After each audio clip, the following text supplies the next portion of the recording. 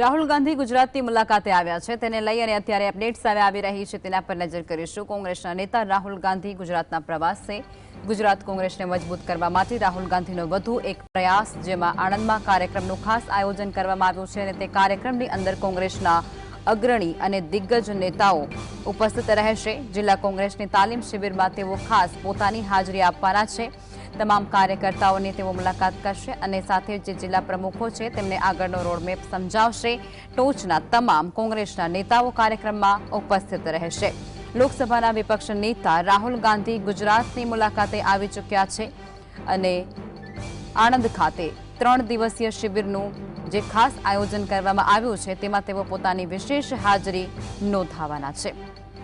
જિલ્લા પ્રમુખોની નિમણૂક બાદ પ્રશિક્ષણ શિબિરનું આયોજન કરવામાં આવ્યું છે જેમાં તેઓ જિલ્લા પ્રમુખોને જે તાલીમ છે તે આપશે જેમાં તેઓ કઈ બાબતો ઉપર વધારે ધ્યાન આપવું, ક્યાં પાયો કાચો છે તે તમામ બાબતોને લઈને તેઓ સમીક્ષા કરશે। 26 થી 28 જુલાઈ 3 દિવસ આ શિબિરનું આયોજન કરવામાં આવ્યું છે જેમાં 9 જિલ્લા પ્રમુખોને શિક્ષિત કરાશે। લોકસભાના વિપક્ષ નેતા રાહુલ ગાંધી ફરી એકવાર ગુજરાતના પ્રવાસે અને ગુજરાત કોંગ્રેસમાં નવા પ્રાણ ફૂંકવાનો તેમના દ્વારા સતત પ્રયાસોમાંનો વધુ એક પ્રયાસ જેમાં આજે તેઓ ગુજરાત ખાતે આવી પહોંચ્યા છે।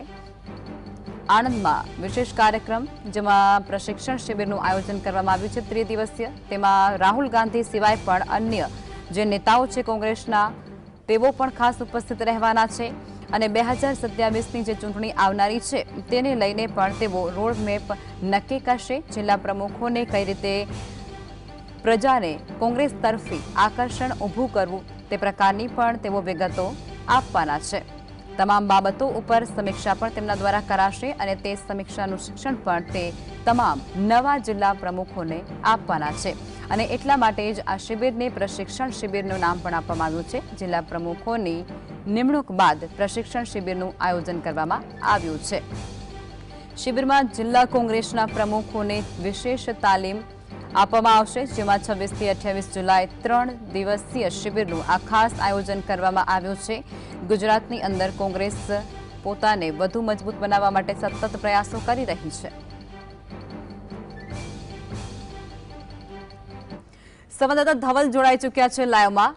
ધવલ, રાહુલ ગાંધી ગુજરાતમાં આવી પહોંચ્યા છે અને શું અપડેટ તેને લઈને અત્યારે સામે આવી રહી છે?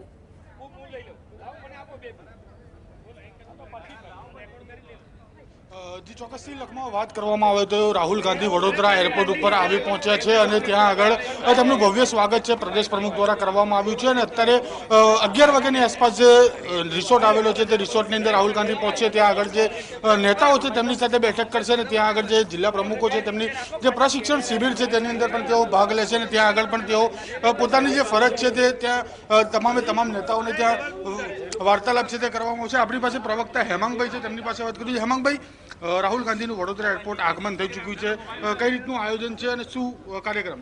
જે પ્રમાણે રાહુલ ગાંધીજીએ સંસદમાં દહાડ કરીને કીધું હતું કે ગુજરાત અમે જીતવા જઈ રહ્યા છે એ સંગઠન સૂજન અભિયાનના ભાગરૂપે આજે જિલ્લા પ્રમુખોની પ્રશિક્ષણ ટ્રેનિંગની શરૂઆત કરવા માટે અને પ્રશિક્ષણ ટ્રેનિંગમાં પોતે પણ એમની જોડે રહેશે, સંવાદ કરશે અને આવનારા દિવસોનો રોડમેપ કરશે। અમારા અત્યારના નવનિયુક્ત પ્રમુખ અમિતભાઈ ચાવડાએ જ્યારે પદ ગ્રહણ કર્યું ત્યારે એમણે સંકલ્પ લીધો હતો અને એ જે સંકલ્પ છે એ સંકલ્પનું આગળના દિવસોનો રોડમેપ છે એ અત્યારે અમે અહીંથી તૈયાર કરવાના છીએ। સાથે સાથે રાહુલ ગાંધી આજે ગુજરાતની અંદર જે અમૂલ જે છે સહકારી ક્ષેત્રની અંદર એક જમાનામાં કોંગ્રેસના શાસનની અંદર લોકોની રોજગારીનું એક સૌથી મોટું પરિબળ બન્યું હતું એના ઉપર પણ ભ્રષ્ટાચાર થઈ રહ્યો છે અને એ જે ભ્રષ્ટાચાર છે અને જે લોકો પશુપાલકો છે, ડેરી ઉદ્યોગ સાથે સંકળાયેલા લોકો છે અને ખાસ એના સભાસદો છે એમની જોડે જે અન્યાય થાય છે એના માટે થઈને આજે 3 વાગે જીતોડિયા ખાતે એ સભાસદો સાથે પણ સંવાદ કરશે અને તેઓના દુઃખની અંદર ભાગીદાર બનશે અને તેઓને ન્યાય અપાવવા માટે કોંગ્રેસ પક્ષ એ આગળના ભવિષ્યની અંદર કટિબદ્ધ રહેશે એની ખાતરી આપશે।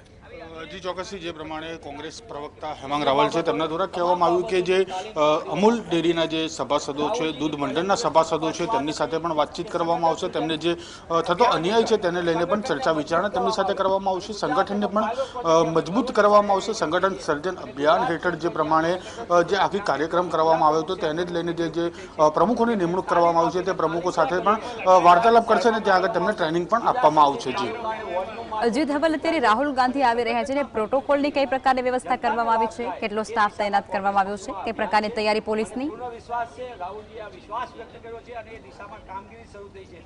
ત્યારે આપણે ખાતરી આપું છું કે જે ચોક્કસથી જે પ્રમાણે રાહુલ ગાંધીનું વડોદરા એરપોર્ટ ખાતે આગમન થઈ ચૂક્યું છે. વડોદરા એરપોર્ટથી જે બોરસદ રોડ ઉપર આવેલો જે નિજાનંદ રિસોર્ટ છે ત્યાં આગળ બાય રોડ આવવાના છે તે તેમનો જે પાયલોટિંગ કાફલો છે તે તમામ જે રસ્તા છે તે પોલીસ બંદોબસ્તમાં ફેરવી દેવામાં છે. તે ચુસ્ત પોલીસ બંદોબસ્ત ગોઠવી દેવામાં આવ્યો છે. જે રિસોર્ટમાં રાહુલ ગાંધી અને મલ્લિકાર્જુન ખરગે આવશે તે રિસોર્ટની અંદર પણ પોલીસનો જે ચાંપતો બંદોબસ્ત છે તે ગોઠવી દેવામાં આવ્યો છે. એટલે કે કહી શકાય કે થોડીક જ વારની અંદર એટલે કે અડધો કલાકની અંદર રાહુલ ગાંધી જ્યાં નિજાનંદ રિસોર્ટ છે ત્યાં આગળ આવી પહોંચ્યો ને ત્યાં આગળ જે નેતાઓ સાથે અને જે બેઠક છે તે બેઠક કરવામાં આવશે. ત્યાં બેઠક કરીને ત્યાં આગળ તેમની સાથે વાર્તાલાપ છે તે વાર્તાલાપ પણ કરવામાં આવશે. જી આભાર ધવલ, આપ જોડાયા તે બદલ.